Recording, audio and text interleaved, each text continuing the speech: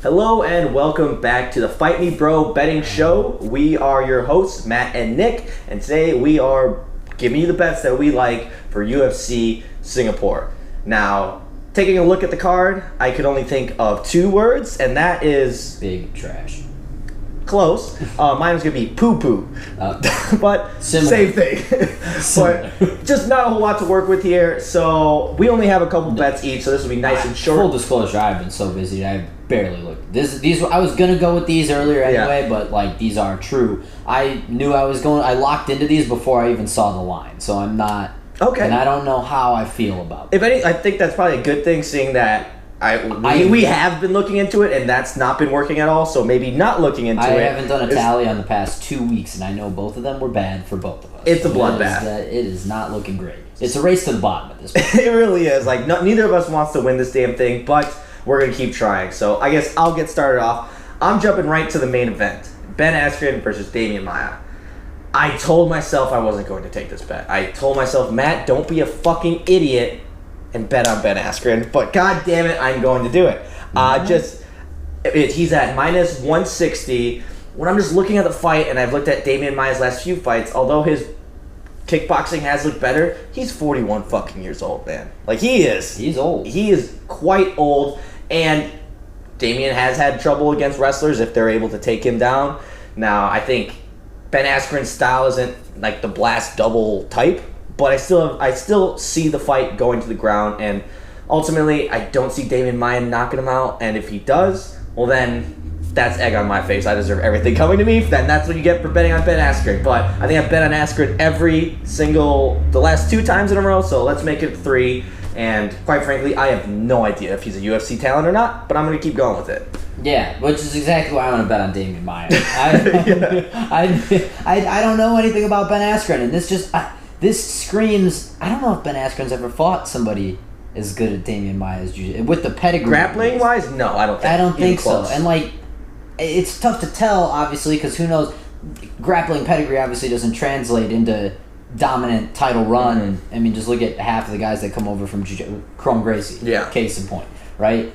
But I don't know. I figured Demian Maia would be the dog. I thought he was going to be more than plus 150. I don't know why. It seems like Askren's lines have been very heavy Askren, so I agree with you there. Yeah, so that's kind of why I said I knew I was taking this one before going in, and I just was hoping it would be kind of like a mystery box, and I would get a surprise. Like when you're playing 500 as a kid, and it's like mystery box, and your friend just says you win because he's sick of punting the ball. Yeah, exactly. So, and then that's what I thought was going to happen, and instead it was the cherry bomb option where it's just like, okay, it's plus 1, yeah.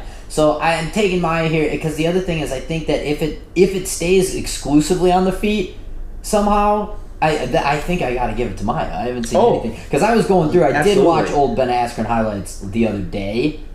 Striking does not look great at all. So it's like if for some reason this stays on the feet, and I gotta go with Maia. And I also think if it goes to the ground in like a clinch situation where it's like over-unders, and Maia can kind of just like fall into a half guard, he likes being there, so I like that too. I feel like Ben Askren's got like 1 or 2 spots where he's really, really good and where this will really, really work in his favor. But Demian Maia has like 7 or 8 spots that I could see this getting to where I think he's got a not as big of an advantage as in Askren's spots, but he has a slight advantage. I'm going to edge with that. And also with that, since we've never seen him grapple with somebody, we're already this far in. We're going to take Demian Maia by submission for the plus 320. I saw that as well.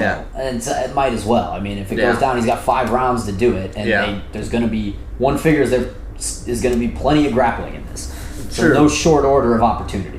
I thought when you said you saw Askren highlights, I'm like, which ones from college? Like, that's pretty much about it. Well, no, but he's got, like, little GIFs and clips of him, like, striking, like, attempting to strike, and it is not pretty. Like, right before he got knocked out by Masvidal. Not even that. There's just clips of him trying to close distance, and it just, it's not great.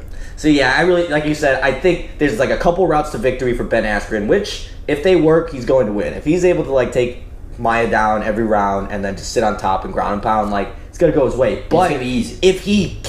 If round 2 comes and he can't get him to the ground, this is going to be the saddest kickboxing match you've ever seen in your life, because when Demian Maia is the more experienced kickboxer, like, that's going to be hurtful for our eyes, but from a betting standpoint, I can't imagine of a worse way to lose a bet. Just continually watching Damian Maia just work Ben Askren on the feet.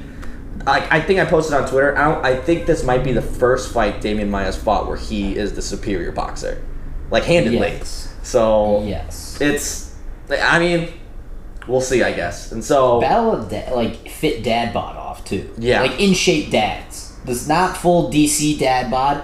This is a real big title tilt for guys that are like played college football and they're 40 now. Yeah, when you go on the beach, you see these bodies all over the place. Yeah, and it's just like, oh, that dad, he's got two or three little shithead kids running around, but still clearly makes time to hit the gym for 2 hours a day because he hates his life. So it's just, this is a big battle between those type of bonds. Also, the 5 rounds is also what led me kind of skew toward Askren, just because Maia, I feel like, has been kind of gassing out lately, and 5 is getting old. Yeah, exactly. So we'll see what kind of shape he's in. So moving on to my lock of the week.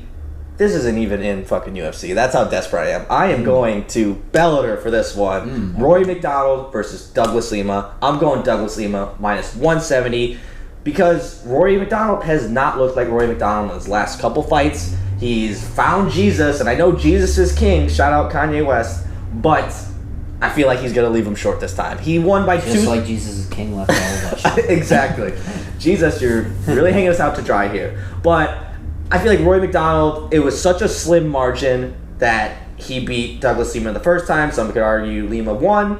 And Rory has looked worse and worse, and Lima has looked better and better. And seeing that most of these issues with Rory, he's been very vocal about how they've been mental, how he's been having trouble really getting in the zone and being in the fight. I feel like that only skews toward Lima more, especially in coming from like a competitive standpoint. When you had a close match with someone and you know it's gonna be another war, if you're not mentally there, like 100%, you're gonna crumble. And so I see Roy McDonald crumbling this. I love Douglas Lima here. So please, God, let me get a lock of the week because it's been a while. Yeah. I mean, I got a lock of the week last week, but I think that was literally it. So we're gonna and so my betting strategy has been bet with your head and not with your heart. Clearly hasn't been working. We're just going to switch that around this week. I really have no reason. I'm taking Ashley Yoder at plus 110, lock of the week against Ronda Marcos, just because I like Ashley Yoder. She gets slept on the Baywatch. You're betting with your other head. Yeah, right. If your regular head and your heart aren't working, you keep going south. Yeah, keep working down until you get to your toes. I think they're the same fighter. It's just Ronda Marcos is just shorter, stockier. Yeah. I guess not quite as blonde and conventionally attractive Ashley Yoder. And I mean, I think that's really it. Ashley Yoder always comes out with I don't know, she's scrambly. Guess, which is kind of what Ronda Marcos does, and I just basically, it's an even line for a reason.